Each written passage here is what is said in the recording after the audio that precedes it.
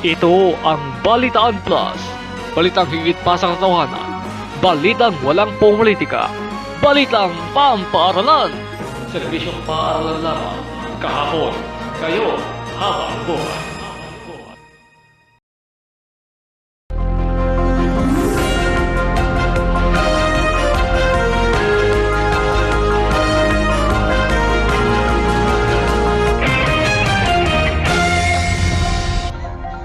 First Monday of April Tag Ceremony, ipahigayon sa Takbayan sa Cavite. Bagong Cavite Bus Rapid Transit, abilan na karong Mayo. Ug ang mabalik na Regional Campus News ka sa High School Channel 4, ipasalida na sa Abril 13.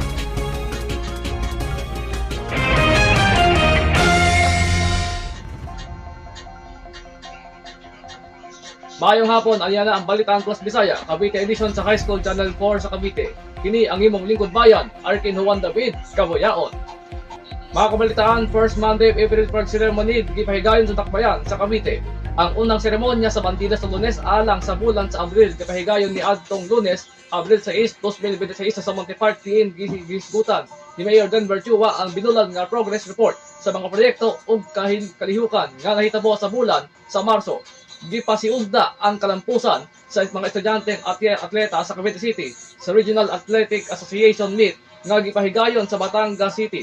Ingon man ang mga pasidungog nga gihatag sa mga individual nga atleta ug ang kinatibok ang pagpaningkamot isip second place sa most eco-responsible delegation.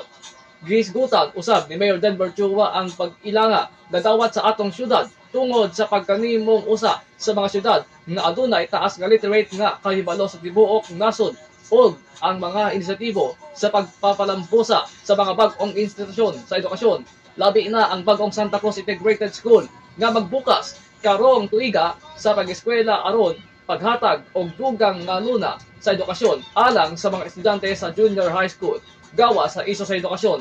Gisgutan usab sa atong mayor ang nagpadayon nga mga medical mission nga gihinimo sa atong syudad uban sa tabang sa nasudnong gobyerno. Gipasitunggan usab ang atong mayor tungod sa iyang pag-ila-isip top performing mayor sa bag-o nga service sa Social Pulse Philippines gikan sa mga inisyatibo nga gisugdan ubos sa iyang administrasyon.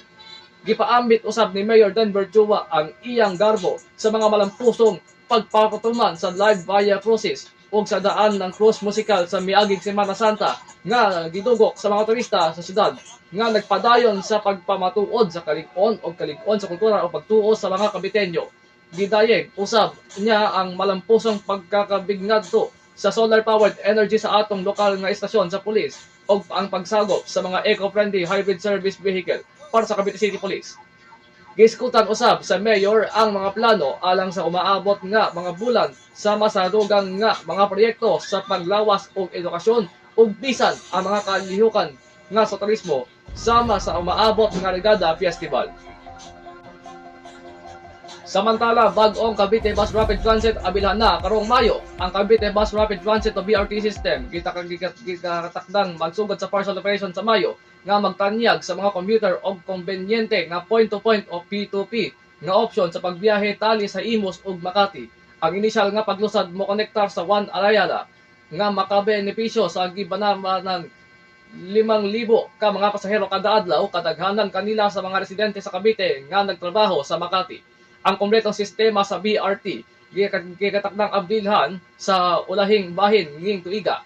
Ang kinauyukan nga komponent niini naglakip sa usas na dedicated na bus lane nga moagi sa daghang mga lokalidad sa Cavite nga mao ang Kawit, Imus, General Trias, Tansa ug 13 Martires.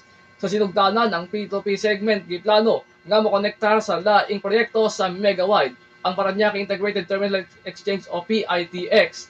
Bisan pa ang alignment giusab aron matapos sa Juan Alaya aron mas maayo nga maservisyohan ang pangginahanglan sa napin sa Cavite Makati Corridor. Ang Megawide nagtinguha gihapon nga maglunsad o mga serbisyo sa P2P tali sa Cavite ug PITX kung ang Cavite BRT hinihimpit nang magamit. Samantala, ang mabalik nga Regional Campus News ka sa High School Channel 4 ipasalida na sa Abril 13 atong sayran.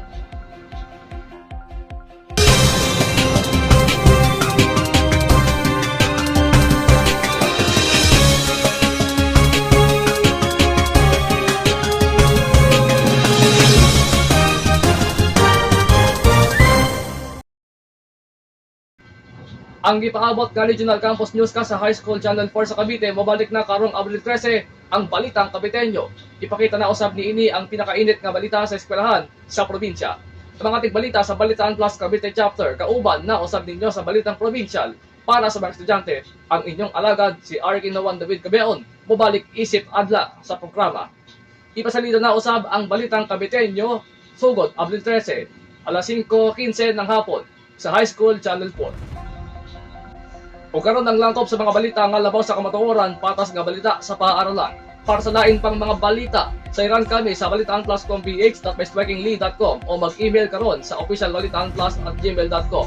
Mahimo usab ninyo paminawon ang among replay pinagi sa DCHS 945 Internet Radio FM o DWHS with Sounds 94.3 Internet Radio FM sa alas 6:40 ng gabi. Ini ang imong alagad si Arkin Juan David Cabeon nga nag-report para sa Balitaan Plus. Daghang salamat ug mabuhi ang Pilipinas.